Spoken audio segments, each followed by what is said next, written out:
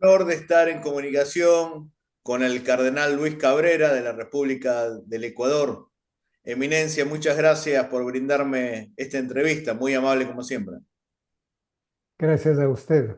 Encantado de poder conversar sobre esos temas que son tan importantes y tan oportunos todavía.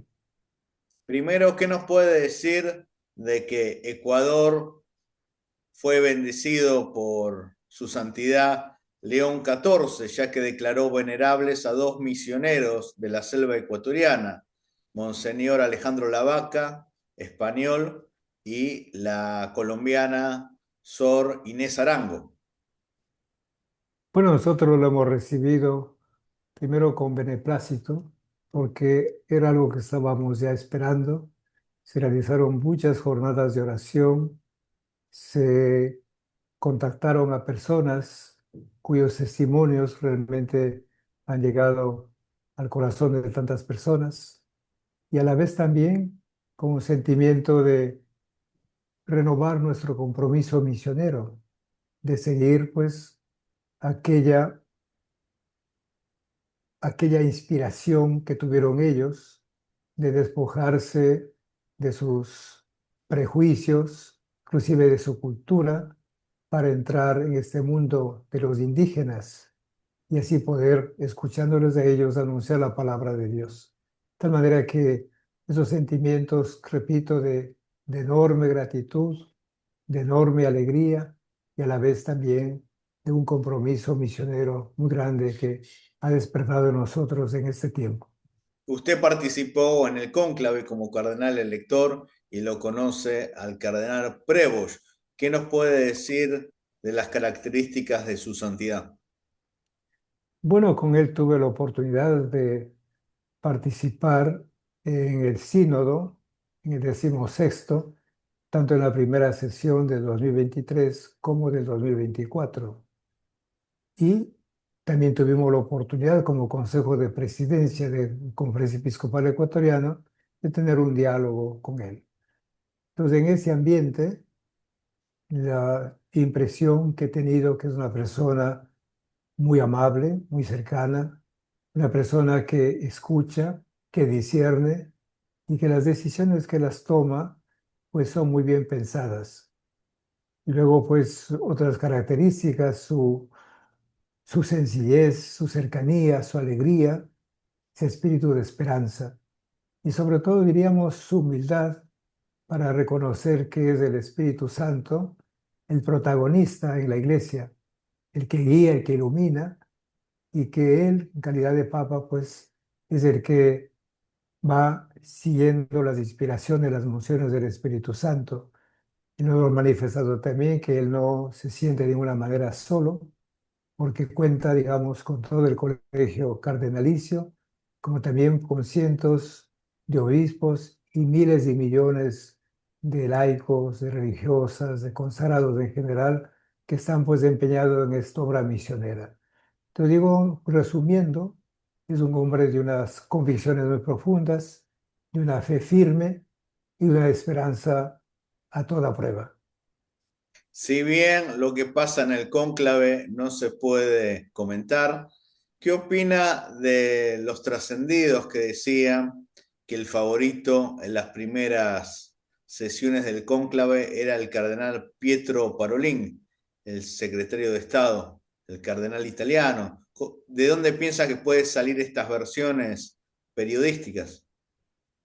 Bueno, yo creo que son opiniones que nacen en el campo de la sociología, inclusive de la política, que tienden pues como a encasillar también a miembros de la iglesia en eso de ser conservador, progresista, tradicionalista, reformador, izquierdas, derechas.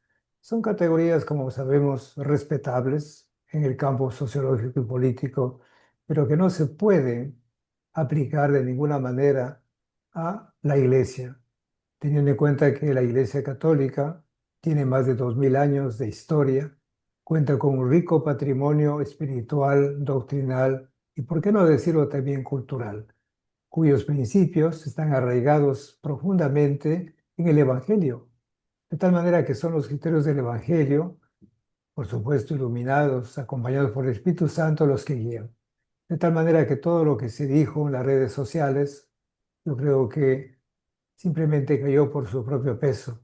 Y saber que es el Espíritu Santo el que va suscitando, el que va indicando el camino, sin forzar, sin anular la libertad, por supuesto, sin manipular, sin presionar, pero es el que hace que estén presentes en nuestra mente, en nuestro corazón, los criterios del Evangelio que nos sirven pues, justamente para elegir a la persona que en ese momento es el Papa León XIV y que se ha llamado a continuar con esa misión que Jesús encomendó al apóstol Pedro. Si bien el Papa ama al Perú y se nacionalizó peruano, su país de nacimiento es Estados Unidos y en Estados Unidos hay mucha proliferación de sectas y de otras denominaciones bíblicas o evangélicas. En este caso, ¿cómo se puede hacer para que la gente que esté en una secta o esté apartado de la iglesia pueda regresar? Bueno, ya en los primeros discursos, en sus homilías, el Papa ha sido muy claro que lo más importante es anunciar a Jesús, anunciar su evangelio. Y si la invitación es para todas las personas, todos los cristianos, de las diferentes denominaciones, ya sean evangélicas, ortodoxas, católicas, el volver a la fuente, volver al Evangelio, yo creo que es ahí donde nos vamos a encontrar y a descubrir la belleza, la grandeza de Jesús. No nos olvidemos de esa oración sacerdotal que en el Evangelio de San Juan capítulo 17 Jesús dirige cuando dice que tú dirigiéndose al Padre, así como tú y yo somos uno, que también mis discípulos sean unos. Entonces la unidad se da en Jesús y eso lo ha repetido ya en varias ocasiones el Papa León XIV, unidos en una misma fe, unidos de un amor, y a partir de ahí entonces esas diferencias que a lo mejor son históricas, culturales o inclusive de otros caracteres van cayendo uno tras otro. Entonces yo creo que ese es el camino, por eso la invitación a ser hombres y mujeres coherentes con la fe, auténticos, lo que no significa ser perfectos, porque nadie es, a excepción del Señor. Yo creo que es un camino, por eso hablamos del ecumenismo, donde invitamos a todos los cristianos de las diferentes denominaciones a volver al Evangelio, a la fuente, que no es otra que la persona de Jesús. ¿Qué le puede decir a la gente que lamentablemente dice que no cree en Dios? Bueno, decir que lo importante es quitar esos prejuicios que hay. Porque claro, entre los que dicen que no hay Dios o que sí existe Dios pero no se puede conocer, entonces yo creo que es invitarles a la apertura y saber que el ser humano tiene muchas capacidades y eso lo demuestra pues la ciencia, capacidades para conocer a las cosas, a las personas y también hay una capacidad muy honda, muy profunda para conocer a Dios, que en el siglo XII, siglo XIII hablaban de la capa sei, esa capacidad que tiene el ser humano para abrirse a la trascendencia y escuchar al Señor. Y claro, lógicamente Jesús nos tiene un camino que es Él. Él es el que nos revela quién es Dios y volver a creer en el Evangelio. Yo creo que la invitación con la que comienza el Evangelio de Marcos sigue siendo clave. El reino de Dios ha llegado, es entre nosotros, conviértete y cree en el Evangelio. Entonces creo que es una invitación también para nosotros que nos profesamos cristianos, pero que a lo mejor poco conocemos de Jesús, muy poco hemos entendido de la doctrina del Evangelio. Entonces la invitación, como ves, para todas las personas, creyentes, no creyentes, y quizás de una manera muy especial para nosotros, que los profesamos seguidores de Jesús. La última pregunta, ¿qué nos puede decir de la buena decisión de su santidad de continuar con la utilización de redes sociales para la comunicación, como hacía su antecesor Francisco I? Bueno, yo creo que para todos está muy claro que como dice la palabra, medios de comunicación, las redes sociales, están al servicio pues, de la ciencia, de la filosofía y en este caso al servicio de la fe. Entonces yo creo que lo importante es saber manejarlos de una manera técnica y a la vez ética o responsable.